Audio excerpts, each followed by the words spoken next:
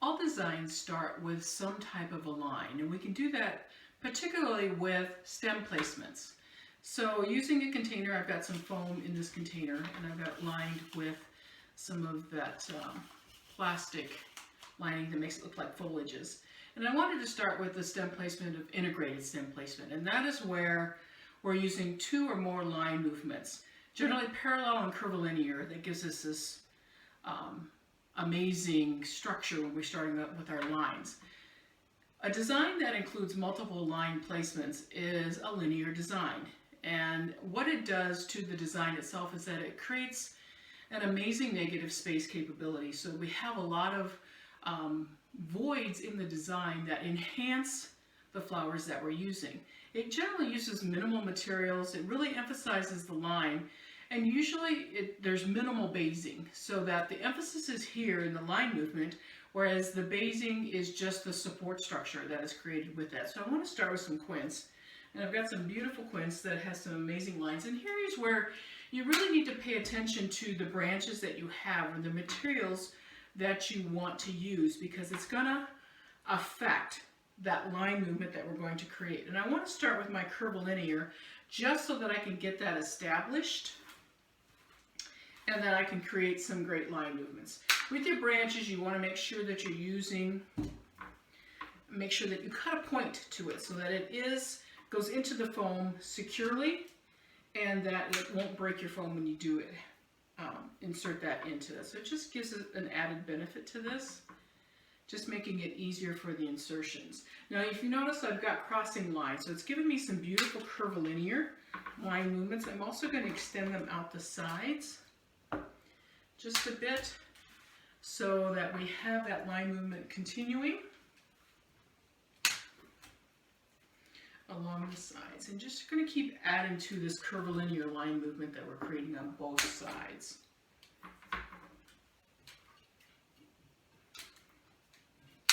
So we'll keep adding to this to emphasize those line movements that we're creating. And again, a lot of that comes down to trimming or pruning your branches, making sure that they're following the line movement that you want, and that emphasis is there for them to create the line movement that you want to create. All right. Now we're going to add our parallel, and I want to bring in some lilies to create our parallel line movement. So the parallel, and I'm going to take off some of the foliage because I want the emphasis to be on the line and not stop. If you've got your foliage leaves on your stems, your eye slows down. I want a little bit faster, so I'm going to take part of that off so that I can see that line movement of parallel. So it's not quite so distracting when your eyes start following that pathway through the design.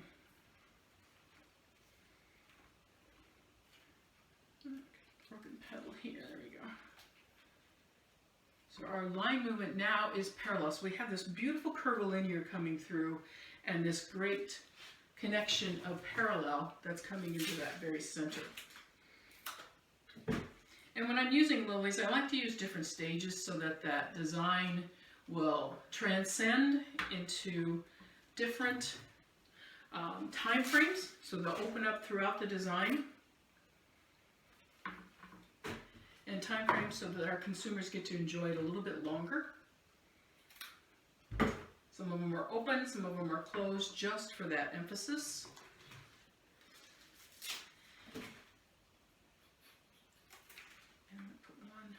Towards the back side here. That's a little bit more open.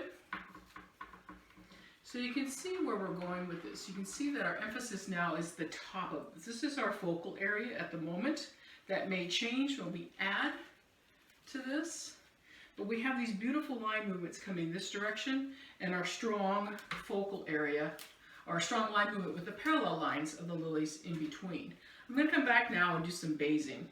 And I'm simply just going to take, I like using Foxtail Fern in this, and I'm also going to use some Floral.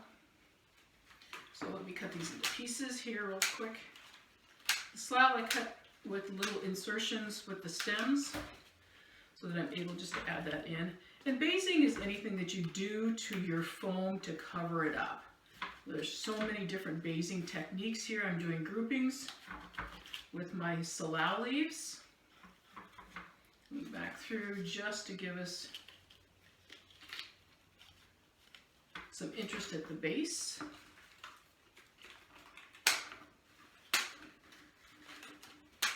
And adding the leaves just gives me just different textures, because I've got just that soft sleekness that we have with the salal leaves. I'm going to add another textural element to this really quickly with the Foxtail Fern. What this does is just kind of helps us mechanically to cover, and also just to emphasize the base with our foliage leaves. And it gives us just that beautiful kind of collaring effect. Collaring is when it's solid. This isn't solid, but it has that same effect when you're looking at it. It gives us that, just that feel that it's covered all the way around. So I'm going to come back with a little bit of the Foxtail Fern, and I'm just cutting it into pieces. And I love this textural, just because then I can control it and just add an amazing basing to this. And we're just going to outline all the way across. And it's a quick way to do this. You could pin it across if you wanted to. But I just love that, just that textural element that it adds to that. Texture is really important when you're looking at your designs, because you have to have textural balance too. We talk about all the different color balances and the physical balance and the visual balance.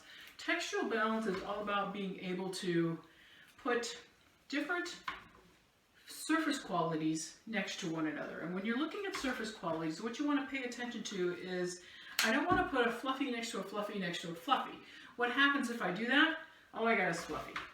So if I look at it putting fluffy next to a sleek surface, then there's interest. Then my eye stops and looks at it, and then my eye can actually define the difference that's there. They can see that that quality of surface quality is different all the way through. So I'm going to add also some beautiful roses. Got some beautiful peach roses that we're going to add to this. And tuck those in right down to the very center. Again, these are all basing techniques. I'm putting them all at the same height. So that kind of gives me that implication of pave, that technique there. They're all at the same level. I also have some beautiful carnations that I want to tuck in here. And I'm just coming back to add color and interest. And just to pull the top to the bottom with a little of the same color tones.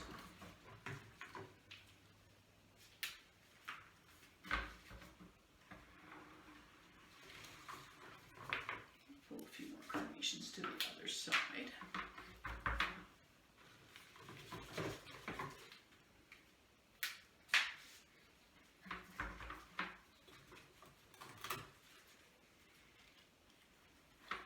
And we'll add that last little rose to this. I also have some smaller quince that I want to add into this too, just to make sure my line movement is exactly where I want it to be. My emphasis is where my eye is going to go. When I follow that line, it's coming through, and I'm also getting that parallel. And it's adding that dimension. Tucked in, I also want to follow through with a little bit more of the Foxtail Fern, the Myri Fern. So what I want to do is emphasize even more this line movement that we've created. And if it doesn't go exactly where you want it to, you can bind that. I have a little bit of bind wire here to make it stay right where I want it to be, so that it emphasizes the line movement throughout the design. And again, if I put it on one side, I want to make sure I put it on the other side. And what it does also is it pulls up that textural element from that very base. And a little bit, that one kind of plays nice and does what I want it to do. I think maybe I will bind you just a little bit, just so you stay put. So we're going to go binding here. And when you're binding, make sure that you use the same binding techniques. Same product, same number of twists, everything's exactly the same. So now we've got our beautiful